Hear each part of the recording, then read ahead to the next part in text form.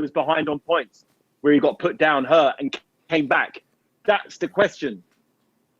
If he fights Ali and hits Ali in the first round and has Ali on the ropes and finishes him off, okay, he could beat Ali.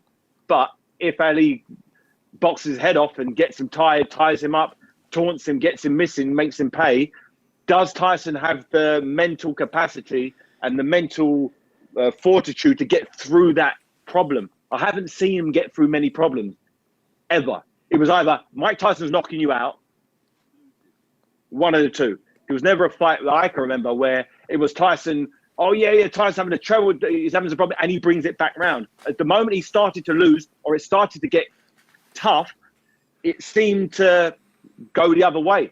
You know, Buster Douglas, Holyfield twice, even Danny Williams. You know, obviously that's way further down when he was completely washed up. But so was Danny Williams at the time, if you really think about it. No one gave him a chance. Many fighters show, Holyfield, Lennox Lewis, they've all had tough fights where they've been on the brink of losing and found a way to win. I've never seen that happen with Tyson. That's just the way I see it. And I find it hard to say someone's in the top 5 of all time if they've never had a fight which they were losing that they came back to win. I just find you can't just be a non-top fighter and win all the fights you've won and never really suffer punishment and pain and come back and find a way to win.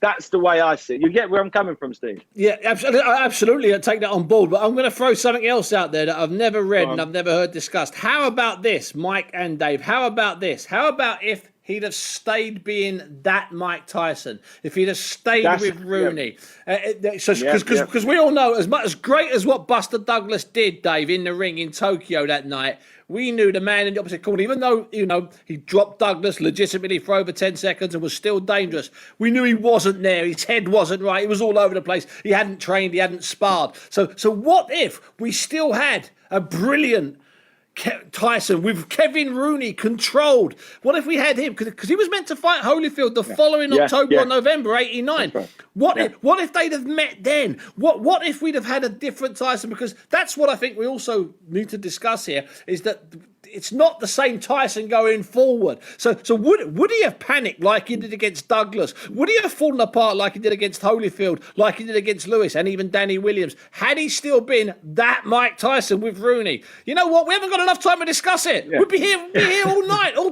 day. But an even greater what if? Go on, David, you go. I definitely, you're right, Steve. If Mike Tyson, I put Mike Tyson into a category with the way his life panned out.